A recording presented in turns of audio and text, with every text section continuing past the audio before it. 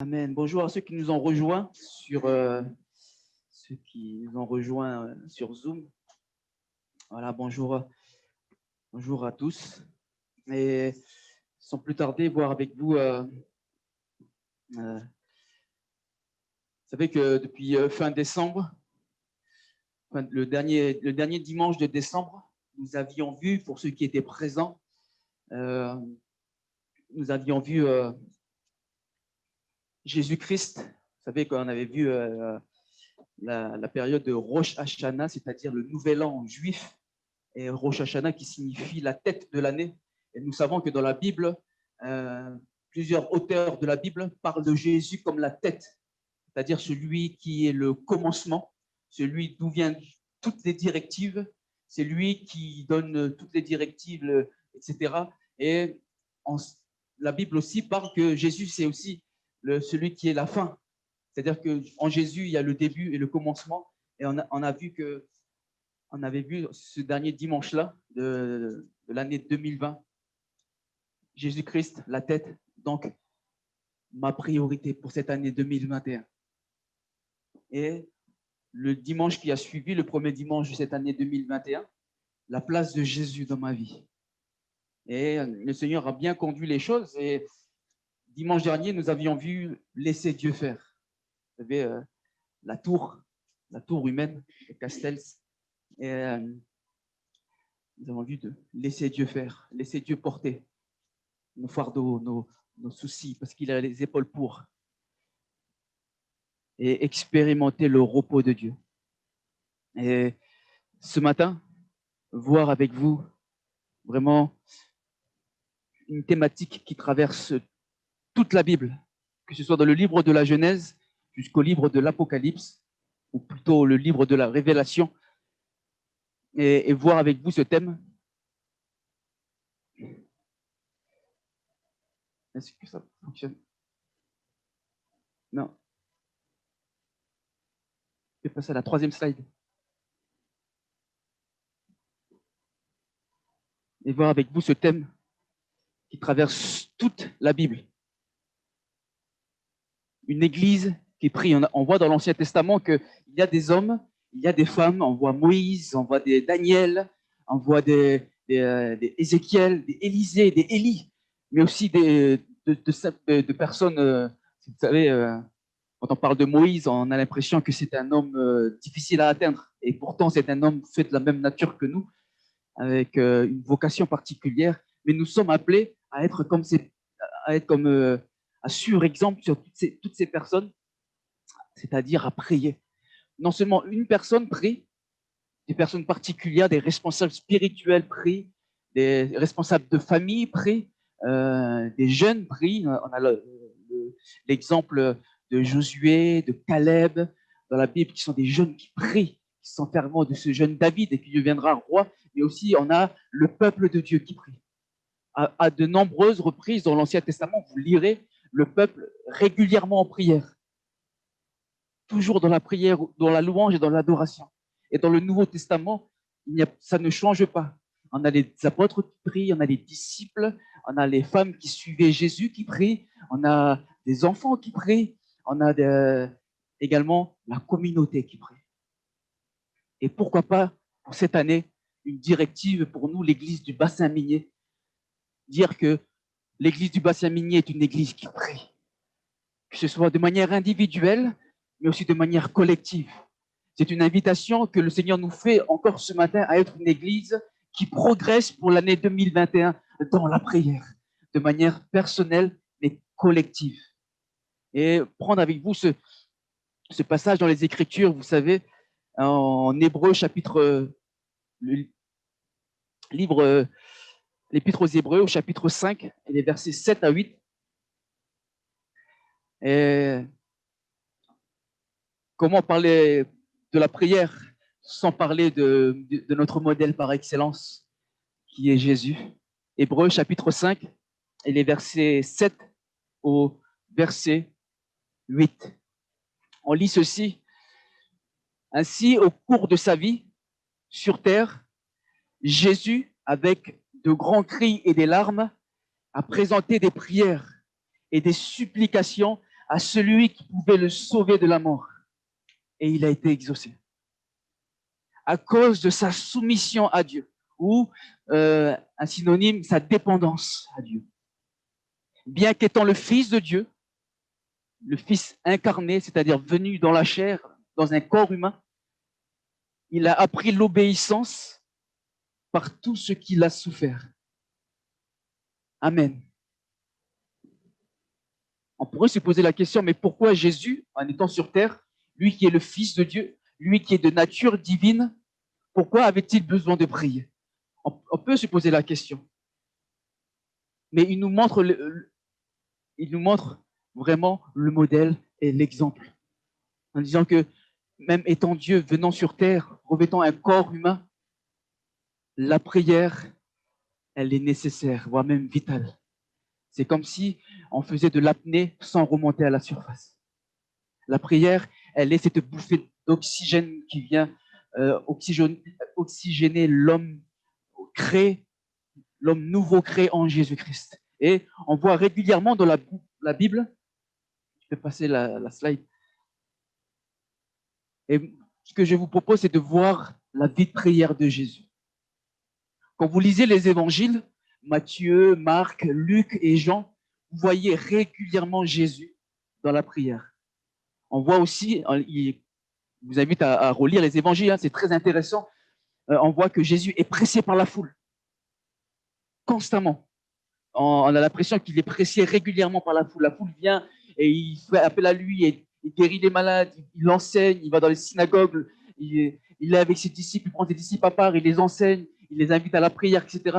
Mais on voit régulièrement, malgré qu'il est pressé, malgré son planning et son emploi du temps chargé, il est régulièrement dans la prière. Il sait que même si son emploi du temps est chargé, il priorise un temps de prière. On le voit le matin, avant le lever du soleil, ou après avoir fait rentrer tout le monde, il va à l'écart et il va prier.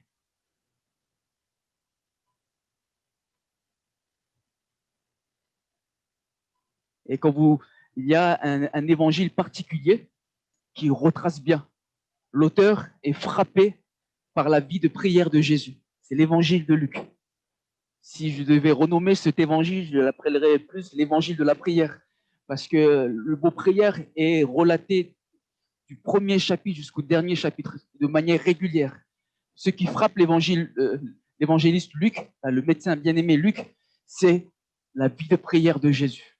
Donc il relate beaucoup de faits que j'ai noté là, vous pouvez le lire, ou ceux qui prennent des notes. D'ailleurs, Luc chapitre 3 et le verset 1er, l'évangile de Matthieu et de Marc parle que Jésus a pris son baptême. C'est tout. Ce qui va frapper Luc, c'est pendant que, lors de son baptême, et quand il est ressorti de l'eau, il a prié. Il est le seul à relater ce fait, ce petit détail. Après son baptême, il prie, et le ciel s'ouvre, et le Saint-Esprit descend sur lui sous forme d'une colombe. Luc chapitre 6, et le verset 12. Avant qu'il appelle ses disciples, Luc va relater un détail aussi que les autres évangiles ne disent pas. Il passe toute la nuit à prier. Il peut arriver dans notre vie, si nous progressons dans la prière, si on veut progresser dans la prière, il arrivera, conduit par le Seigneur, des temps où on passera la nuit dans la prière et dans l'intercession comme le Maître. Luc chapitre 9, au verset 18. Il est à Césarée de Philippe, quelques jours avant le début de son dernier voyage vers Jérusalem. Et c'est là où Pierre va dire, où Pierre va le reconnaître comme le Christ de Dieu. Mais là encore, quand vous relisez ce passage-là, il était en train de prier à l'écart.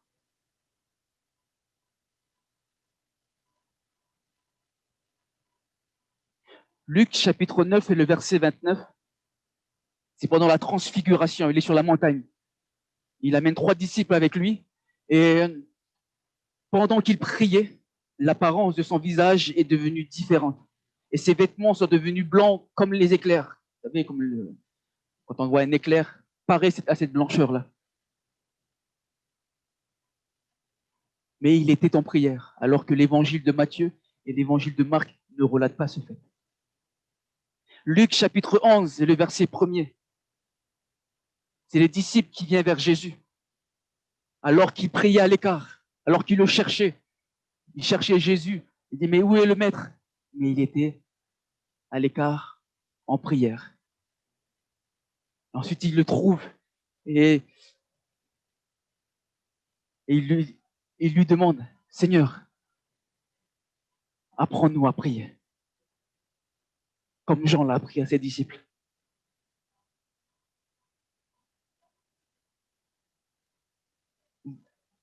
Vous avez jamais remarqué dans les évangiles que les disciples, que le disciple ne pose jamais la question, Seigneur, apprends-nous à faire des miracles.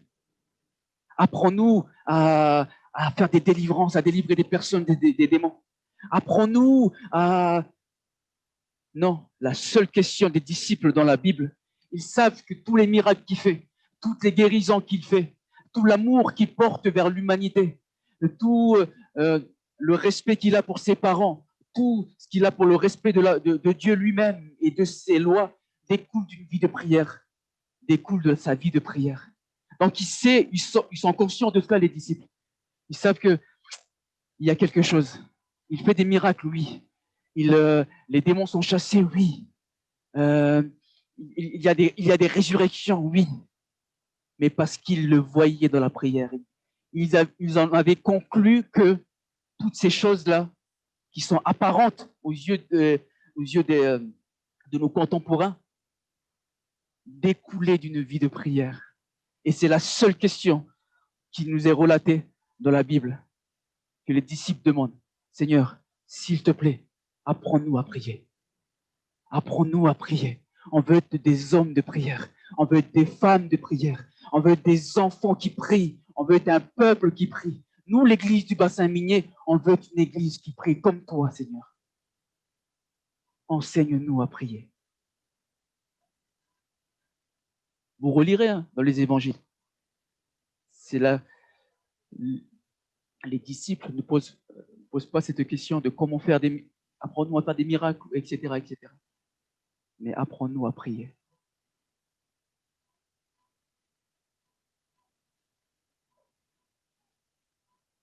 Luc 22 et au verset 41. C'est à Gethsémane. Il se mit à genoux et il pria.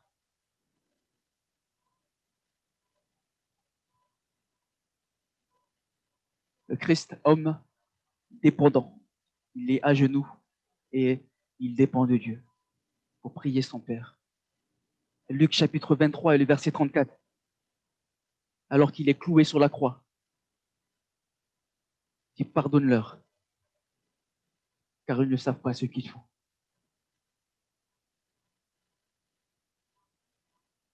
Pardonne-leur, parce qu'ils ne savent pas ce qu'ils font. Sur la croix également, il prie. Et il termine, Père, je remets mon esprit entre tes mains. Et après avoir dit ces mots, il mourut. Du début jusqu'à la fin de sa vie, on voit Jésus en prière. Jusqu'à son dernier souffle, on voit Jésus en prière. Et il nous montre vraiment qu'une vie qui est vécue dans la prière nous permettra de maintenir cet esprit même dans les circonstances les plus difficiles.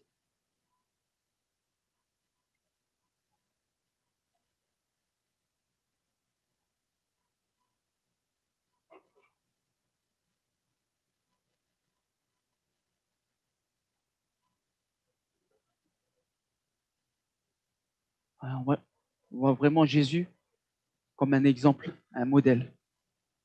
Lui qui était souvent en prière. Quand il était triste, quand il était angoissé à Gethsémane, il prie. il prie. Est-ce qu'on voudrait pas, est-ce que l'on voudrait pas vivre qu'a vécu Jésus et ses disciples?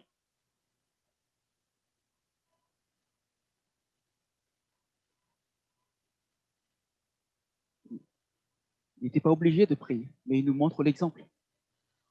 Il nous montre l'exemple. Il montre que un amour sincère venant d'une vie de prière. Et vous vous rendez compte que Jésus lui-même dit, pour moi, je ne peux rien faire de mon propre chef. Il était dépendant de Dieu, il priait Dieu. Et nous aussi, nous sommes dépendants de Dieu, comme Jésus.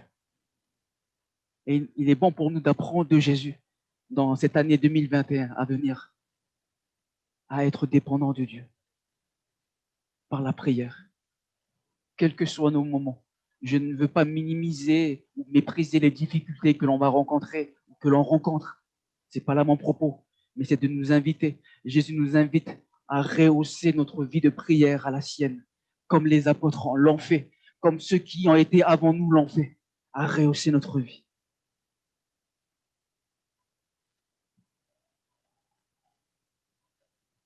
Pour moi, je ne peux rien faire de mon propre chef. Nous également, il y aura des choses où nous serons limités. Et il nous invite vraiment à prier.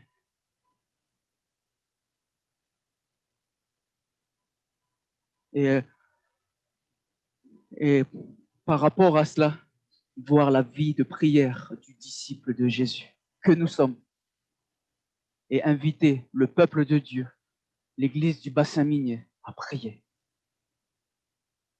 À prier.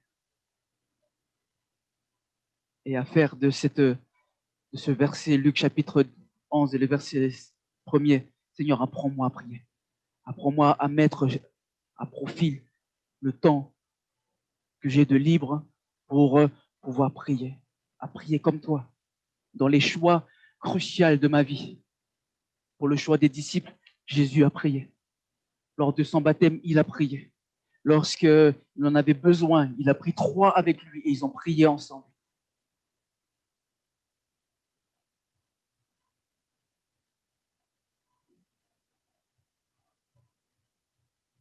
Et vraiment, en réfléchissant à tout ça, en méditant toutes ces choses, la vie de prière de Jésus,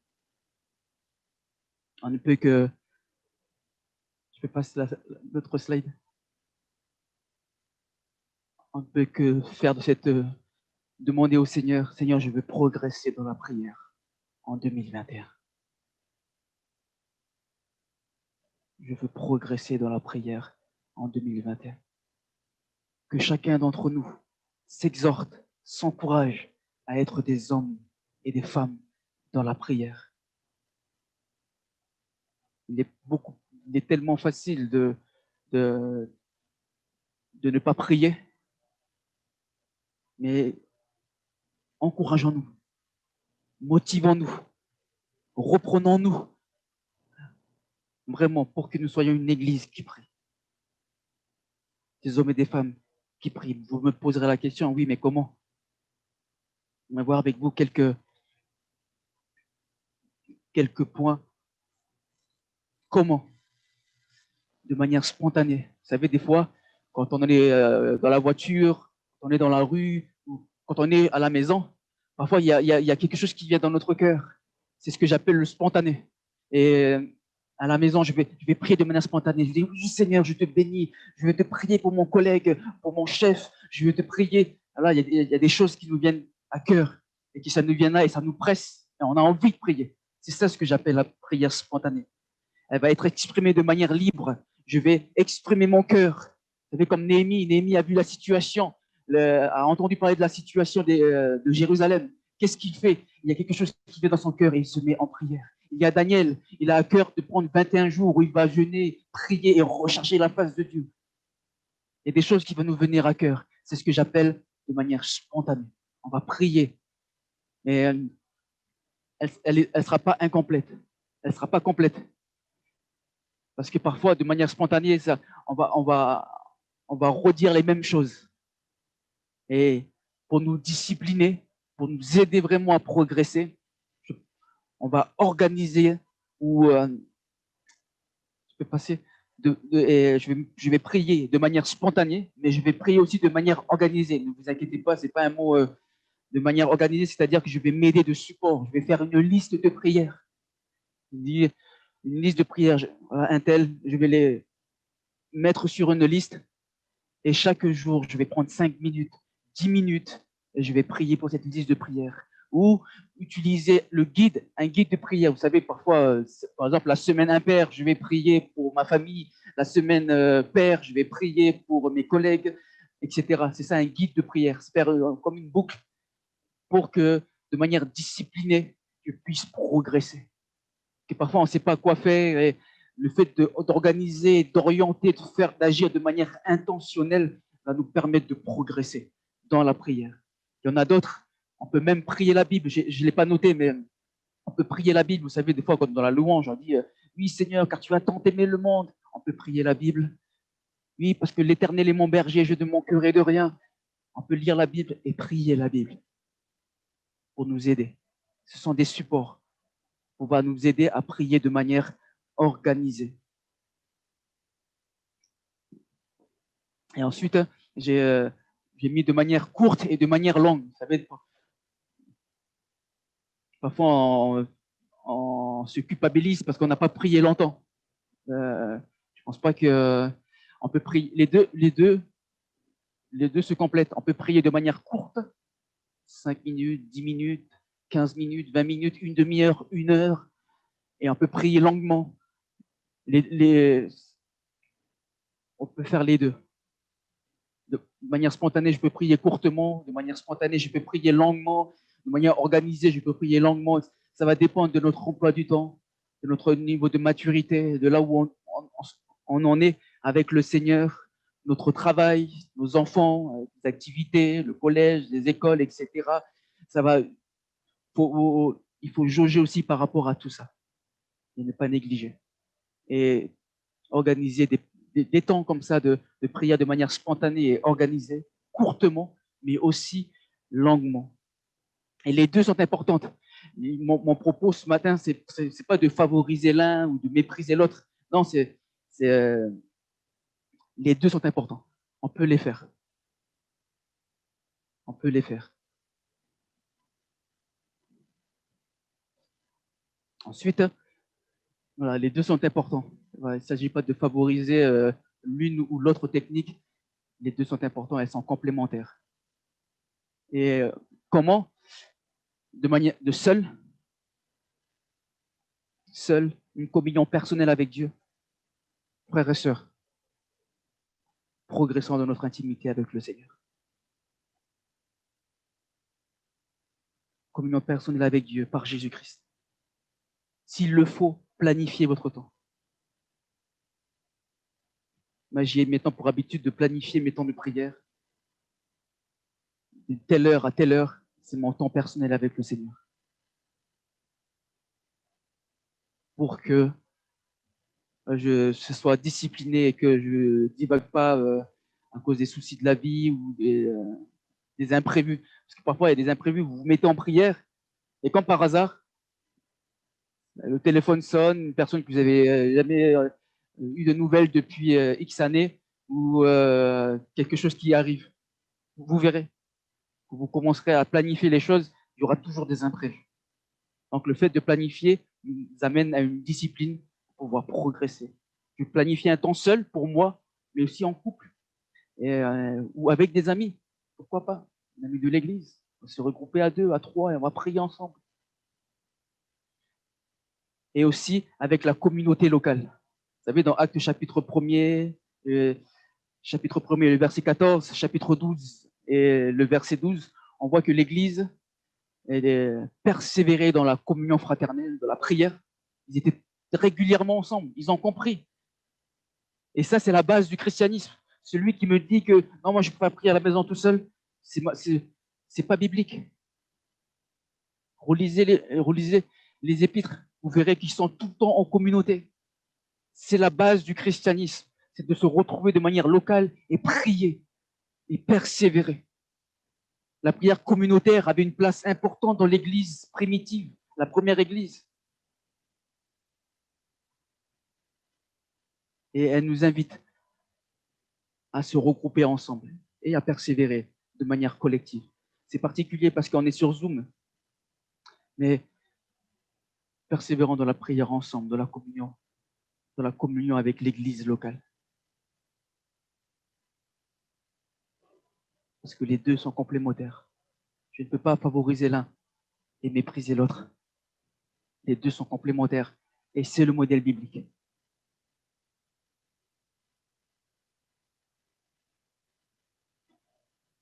Et pour conclure, vraiment faire cette prière, Seigneur, je veux progresser cette année. Je veux progresser cette année. Parce que je sais que dans la prière, c'est toi qui agis. Et ton action est beaucoup plus efficace, beaucoup plus puissante. Donc, Seigneur, aide-moi, aide-nous, aide l'Église du bassin minier à être une Église qui prie et qui progresse dans la prière. Je ne serais pas surpris de tout ce que l'on vivrait si l'Église est une Église de prière. Vous l'êtes déjà, mais c'est une invitation à progresser encore. Il n'est pas question de culpabiliser, de réprimander. Non, ça nous amène à la réflexion pour pouvoir progresser. Le mot d'ordre, c'est la progression dans l'amour. Et je vais terminer avec ce verset, Romains chapitre 12. Et le verset 12, réjouissez-vous en espérance, soyez patients dans la tribulation et persévérez dans la prière. J'ai mis en gras le mot persévérer. C'est le mot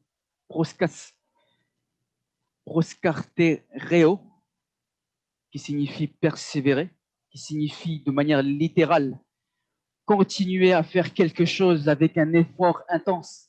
Un effort intense, c'est synonyme de discipline. Nous sommes des disciples. Donc, il y a un encouragement à la discipline, malgré la difficulté. C'est ça ce que ça veut dire, ce mot. Donc, continuer à faire la prière avec un effort intense, malgré les difficultés. C'est se consacrer à, c'est persister. Vous savez, c'est ce même mot qu'on trouve dans l'évangile de Marc au chapitre 3 et le verset 9. Vous savez, c'est l'épisode où Jésus va dire à ses disciples, mettez-moi cette barque, réservez-la, elle sera pour moi. Parce que la foule le pressait et il n'avait plus de place. Et c'est le même mot. Mais dans la Bible, ce mot, lorsqu'il est attribué à un objet, on parle de que, par exemple, la chaise va servir à ce que l'on s'assoit dessus. La barque va servir à ce que Jésus monte dessus. Mais quand ce mot est appliqué à une personne, à un être humain, notamment un disciple de Jésus-Christ, ça veut dire que je suis voué à cette tâche. La prière, c'est ma vocation. Je ne serai pas, tout le monde n'est pas plombier, tout le monde n'est pas électricien, tout le monde ne sera pas responsable, ne sera pas missionnaire, ne sera pas traducteur de la Bible, mais on a tous une mission et une vocation qui nous est commune, c'est la vocation de la prière. Donc l'apôtre Paul dit, mais consacrez-vous à la prière. C'est votre vocation.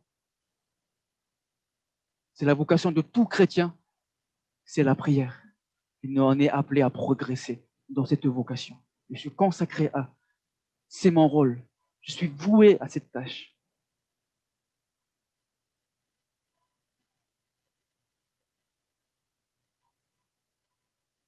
Que le Seigneur nous encourage vraiment ce matin à être un disciple qui prie comme son maître, comme Jésus, mais aussi une église qui prie, qui persévère et qui continue ce combat-là. Amen. Que ce soit notre prière. Voilà, je rappelle que ça n'a pas but de culpabiliser ou quoi que ce soit, mais c'est vraiment pour nous amener à progresser.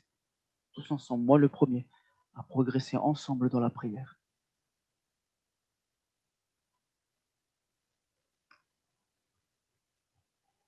Donc je vous invite à terminer ensemble ce moment, ce temps de partage par la prière.